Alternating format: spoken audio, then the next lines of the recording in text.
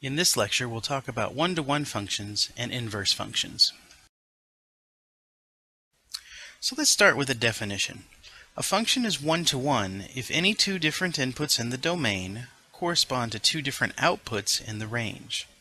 That is, if x1 and x2 are two different inputs of a function f, then their function values, f of x1, cannot equal f of x2. In other words, each x in the domain corresponds to exactly one y in the range, and each y in the range corresponds with exactly one x in the domain. If any x has two y's, or any y has two x's, then the function is not one-to-one. Let's look at a couple of examples. First, let's look at a function defined by a list. We have two columns here. The first is boyfriends, Bob, Dave, John, and Chuck. And the second is girlfriends, Carla, Deborah, and Phoebe. And the function will be boyfriend to girlfriend. So, Bob is Carla's boyfriend, Dave is Deborah's boyfriend, John is dating Phoebe, and Chuck is also dating Phoebe. So, given this set of inputs and the set of outputs, along with the relations, is this function going to be one-to-one? So remember, a function is one-to-one if every x has exactly one y, and every y has exactly one x. Well, in this case, if we look at the girlfriend Phoebe, Phoebe has two boyfriends. So, this function is not one-to-one because Phoebe has two boyfriends. Here's another example. Let's consider the list of coordinates. -2, 5, -1, 3, 3, 7, and 4, 12. We want to determine, is this function one-to-one? So again, it'll be one-to-one if each x corresponds to exactly one y, and each y corresponds to exactly one x. So if we look through this list of numbers, that is the case. No x's are repeated and no y's are repeated, so this relation is a one-to-one function. We can use the graph of a function to find out if it's one-to-one by using the horizontal line test. The horizontal line test says if every horizontal line intersects the graph of a function f in at most one point, then that function f is going to be one-to-one. So let's look at a couple of examples. The first example is this graph. We want to determine, does this graph represent a function that is one-to-one? So to use the horizontal line test, we'll take a horizontal line and we'll make sure that as it passes through the graph,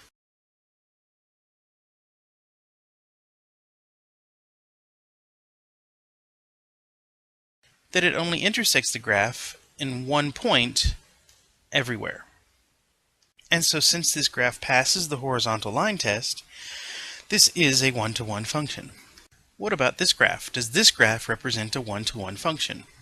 So we'll take our horizontal line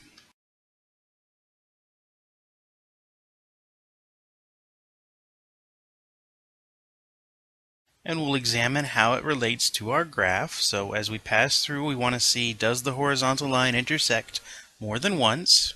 And since the horizontal line does intersect more than once, it intersects in two spots for virtually every part of the graph, this is not a one-to-one function. So now that we've talked about one-to-one functions, we can talk about the inverse of a function. We'll start by talking about the inverse of a function defined by a map or a set of ordered pairs. Suppose f is a one-to-one function. Then, for each x in the domain of f, there's exactly one y in the range, and for each y in the range, there's exactly one x in the domain.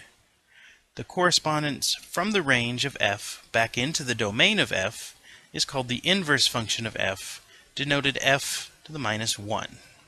So basically the function f maps things from the domain to the range. The function that takes us back from the range to the domain is called the inverse. So let's look at a couple of examples. First, we're going to look at a function that maps the state to its unemployment percentage. We have the states Virginia, Nevada, Tennessee, and Texas, an unemployment of 11%, 5.5%, 5.1%, and 6.3%. And so the mapping shows that Virginia has 11% unemployment, Nevada has 5.5% employment, Tennessee has 5.1% employment, and Texas has 6.3% employment. So this is our function. If we want to form the inverse function, we're going to switch things around. The unemployment, it will be where our function starts. So the range of our function, which was unemployment, is going to be mapped onto the domain, which was the state. And we just need to reverse things. So 11% will go to Virginia, 5.5 goes to Nevada, 5.1 goes to Tennessee, and 6.3 goes to Texas. So we keep the things matched up as they were before, but we switch our domain and our range. So let's look at a function that's defined by coordinates. We have -2, 2, -1, 6, 0, 8, 1, -3, and 2, 9. We want to find the inverse of this function, and so again the inverse is going to map the y values to the x values, which essentially just switches our ordered pairs around. So our inverse function will be 2, -2, 6, -1, 8, 0, -3, 1, and 9, 2. Next, let's talk about some properties of inverse functions. We'll talk about the domain and range of inverse functions, as well as how they work in compositions. So for domain and range, as we said, if a function goes from the domain of f into the range of f, the inverse will go from the range of f into the domain of f. So the domain of f is the same thing as the range of its inverse. And the range of f is the domain of its inverse. So if you're looking for the domain and range of inverse functions, you really only need to find one, and then you can apply this relation to find the domain and range of the other. And for composition, if we compose inverse functions together, so f inverse composed with f, we would plug f into f inverse, they cancel each other out, and they give you x. So f inverse of f of x gives you x, where x is in the domain of f, and f of f inverse of x gives you x, where x is in the domain of f inverse. So we can use those properties to verify inverse functions. To verify that two functions are inverses of each other, we just need to show that the compositions yield x. So for example, we want to show that f of x and g of x are inverses. So f of x equals 2x plus 6, and g of x equals 1/2 x minus 3. We want to show that these two functions are inverses. So what we'll do is we'll look at their two compositions, f composed with g and g composed with f. And if they're inverses, both compositions should give us x. So let's start with f composed with g. This means we'll plug g of x into f. So if we plug g into f, that's going to give us 2 times 1/2 x minus 3 plus 6. If we distribute the 2 throughout the parentheses, 2 times 1/2 x gives us x, and 2 times -3 gives us -6, so we have x minus 6 plus 6, and the minus 6 plus 6 will cancel each other out, leaving us just with x. So far, we're on the right track. Next, we look at g composed with f, so we plug f of x into g, so that gives us 1/2 times 2x plus 6 minus 3. We distribute the 1/2 through the parentheses, so 1/2 times 2x gives us x, and 1/2 times 6 gives us 3, so this gives us x plus 3 minus 3. The plus 3 and minus 3 cancel each other out, leaving us with x. So since both compositions yield x, f of x and g of x are going to be inverses. So let's look at one more example. Again, we want to show that f of x and g of x are inverses.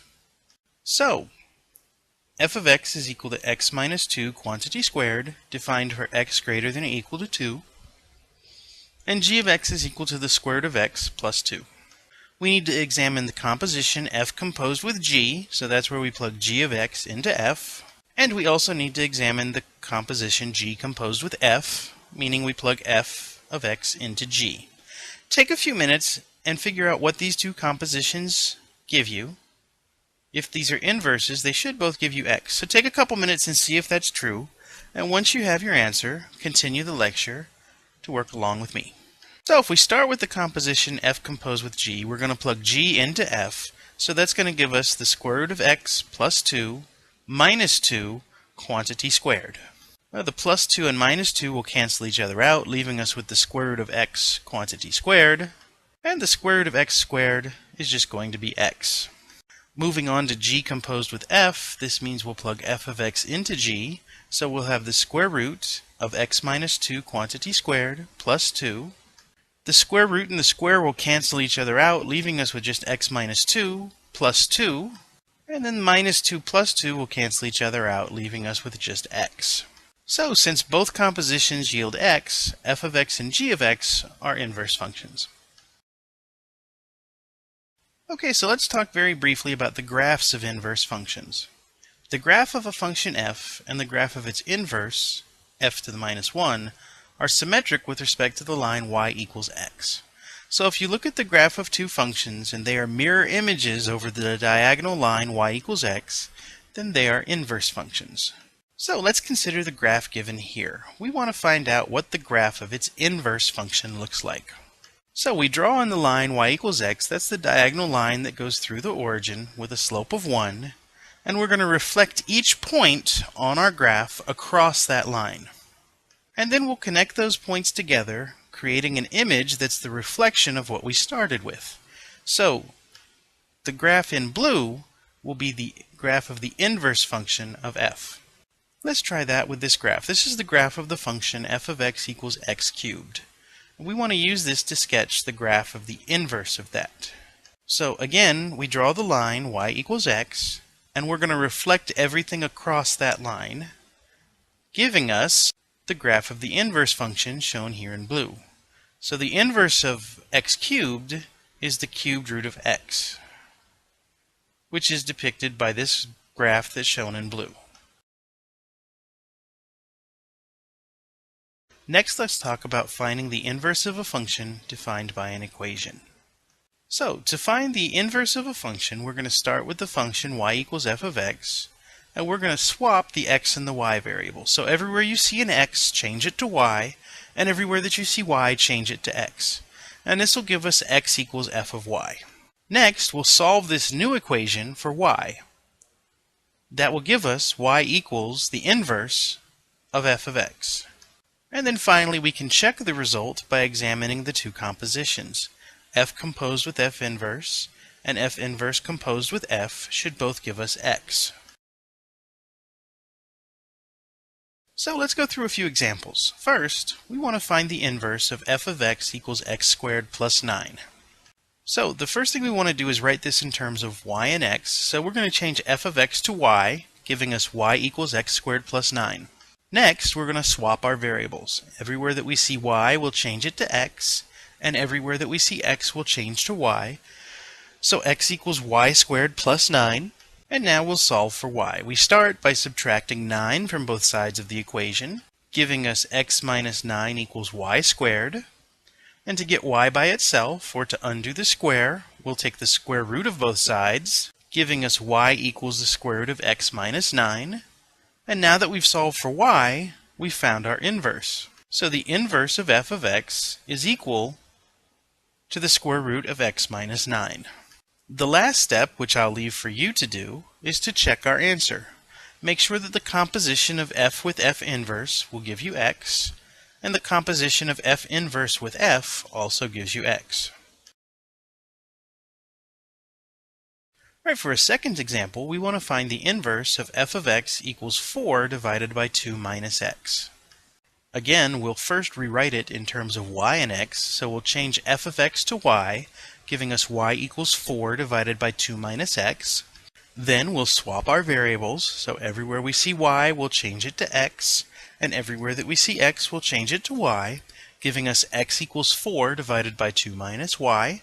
And now we want to go through the process of solving for y. So the first thing we want to do is get rid of the fraction by multiplying both sides of the equation by 2 minus y. This gives us x times 2 minus y equals 4. We distribute the x throughout the parentheses on the left-hand side, giving us 2x minus xy equals 4.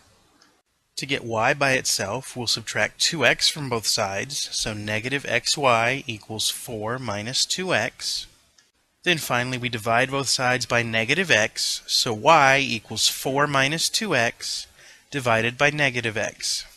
And we can simplify that to give us the inverse of f equals 2x minus 4 over x. Again, the last step would be to check our answer by making sure that the compositions both yield x.